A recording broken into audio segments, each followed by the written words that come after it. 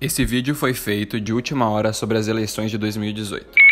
Você que é indeciso, que vota em branco, que anula seu voto, tu que já desistiu de política, mas ama uma boa discussão online. A gente precisa saber da tua opinião. Será que é possível converter um eleitor do Bolsonaro em um petista? Bom, falando direto do Bolsonaro então. Tem uns que acham que é salvador da pátria, tem outros que não suportam olhar pra cara dele. Mas enfim, o que faz o Bolsonaro? Jair Bolsonaro não passa de um político esperto que sabe usar de diversos instrumentos de manipulação da opinião pública para se autopromover. Algumas semanas atrás, por exemplo, o jornal A Folha de São Paulo desmascarou um dos maiores esquemas de produção de fake news. Segundo essa reportagem, várias empresas pagavam para distribuir notícias falsas em grupos de WhatsApp, disseminar várias notícias contra outros partidos e a favor do Bolsonaro, é claro.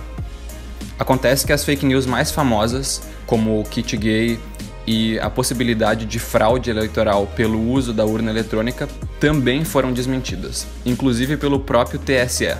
O caso chegou ao extremo de um senador chileno propor a criação de uma lei, a chamada Lei Bolsonaro, que busca punir candidatos que façam o uso das fake news. Por isso, a desinformação é o carro-chefe da campanha presidencial de Jair Bolsonaro. Mas qual será que é o ingrediente secreto para fazer os outros acreditarem em tão pouca verdade?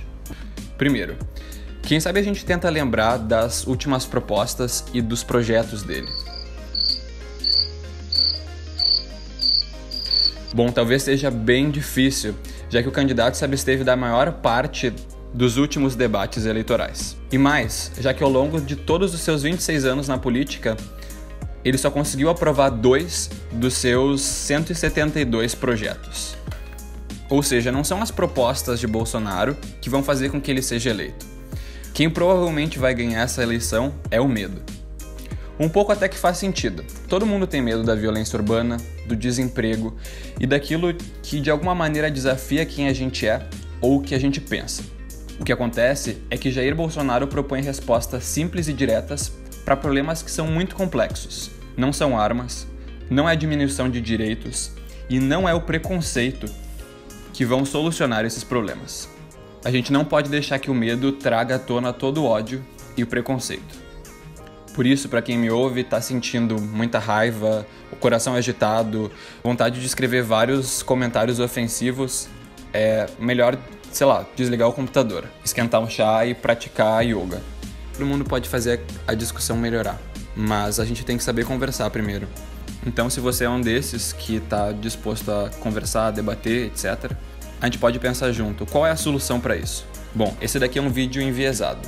A gente acredita que existem muitos motivos para não se votar no Haddad, mas tem 2 princípios que deviam justificar o voto no candidato petista até para o eleitor mais antipetista desse Brasil. Primeiro, a adesão ao não discurso de ódio, que é isso que a gente vem falando até agora. Segundo, o respeito às ideias democráticas. A gente não pode esquecer o que já aconteceu no passado do Brasil e do mundo.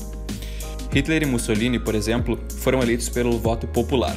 Os militares que deram o golpe de Estado em 64 sempre tentaram parecer democráticos e nunca assumiram as torturas que fizeram. Em 90 anos de república, dentre 25 presidentes, apenas 5 foram eleitos pelo voto popular e terminaram seus mandatos. Ou seja, a nossa democracia sempre esteve ameaçada.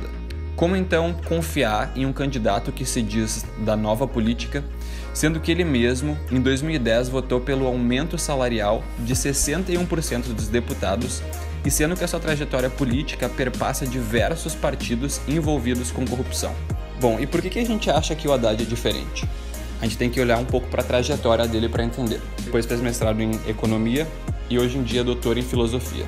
Ele já deu aula na USP de ciência política, já foi analista de investimentos na rede Unibanco, consultor da Fundação Instituto de Pesquisas Econômicas e ainda recebeu um prêmio pelo plano diretor da cidade de São Paulo pela ONU. Além disso, enquanto ele era ministro da Educação, ele implementou o ProUni, ampliou o FIES, criou o Fundo de Desenvolvimento da Educação Básica. Quando foi prefeito de São Paulo, implementou ciclovias, reduziu o limite de velocidade e criou novas faixas exclusivas de ônibus. É óbvio que Haddad tem vários pontos polêmicos também, mas a gente precisa ampliar nossa visão para além do antipetismo na hora de votar. seja, você aí que está indeciso, que vota em branco, que anula seu voto, você que já desistiu da política, a gente precisa muito de você. O muro dessas eleições é estreito demais para que você não se posicione. Assuma suas crenças e não deixe de votar em quem lhe parecer mais sensato. E por favor, não deixe de votar. Talvez você não tenha percebido que política tá por tudo. No litrão que você toma no final de semana, na passagem do ônibus, na roupa que você usa ou na roupa que você deixa de usar. Tem política inclusive nos vídeos bobos que você assiste na internet. As decisões de Brasília interferem nessa e em outras tantas políticas escondidas no dia a dia. Ou seja, não dá pra fugir. Para finalizar então, pode parecer loucura pensar que um eleitor do Bolsonaro votará algum dia no candidato petista. Mas se a gente parar para pensar bem, o próximo homem que vai provavelmente presidir o Brasil começa o discurso falando de amor ao próximo e de religião e termina em tortura. E essa, com certeza, é uma loucura bem mais feia e bem mais difícil de entender.